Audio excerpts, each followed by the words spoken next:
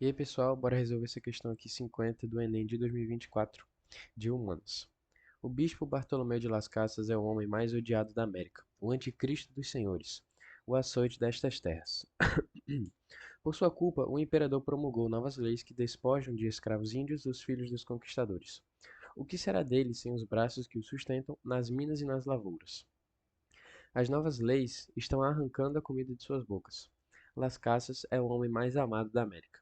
Voz dos mudos, teimoso defensor dos que recebem pior tratamento que o esterco das praças. Denunciador de quem por cobiça converte Jesus Cristo no mais cruel dos deuses e o rei em lobo faminto de carne humana.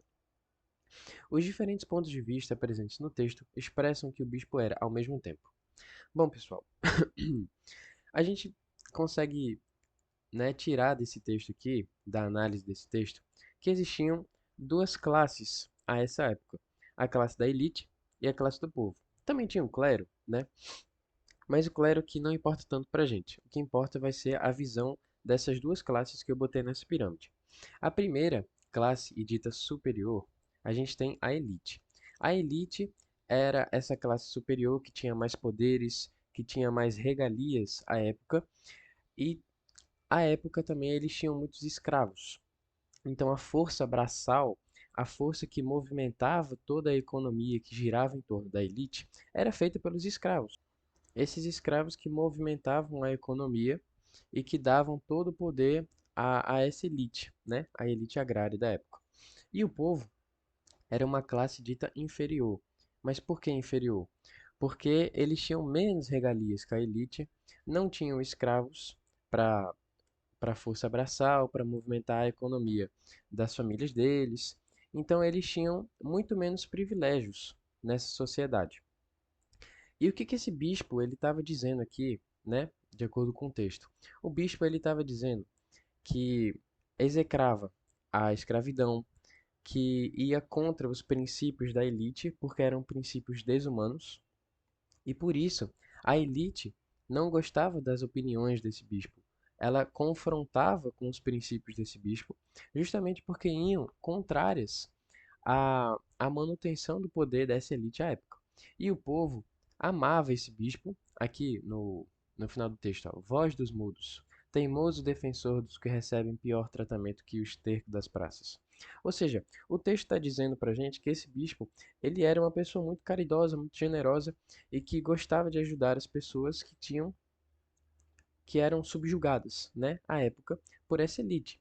Então, aqui a gente percebe que tem uma contraposição de opiniões e de ideias, né, e de princípios.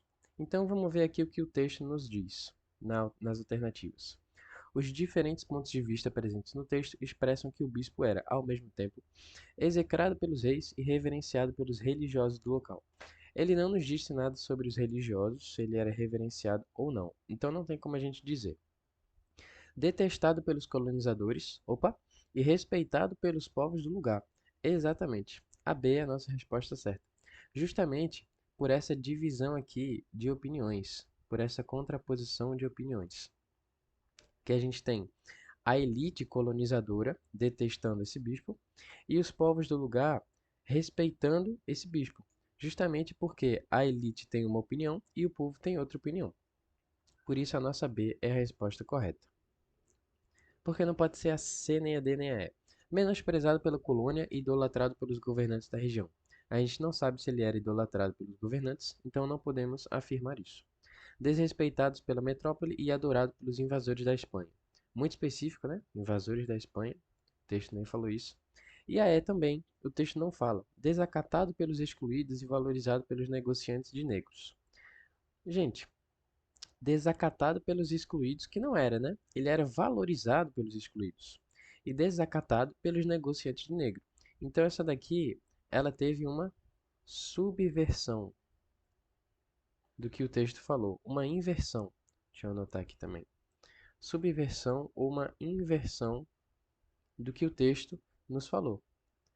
Então essa foi a nossa resolução aqui da questão 50 de Humanos do Enem 2024. Espero que vocês tenham gostado. Até um próximo vídeo, dá like aí e se inscreve no canal.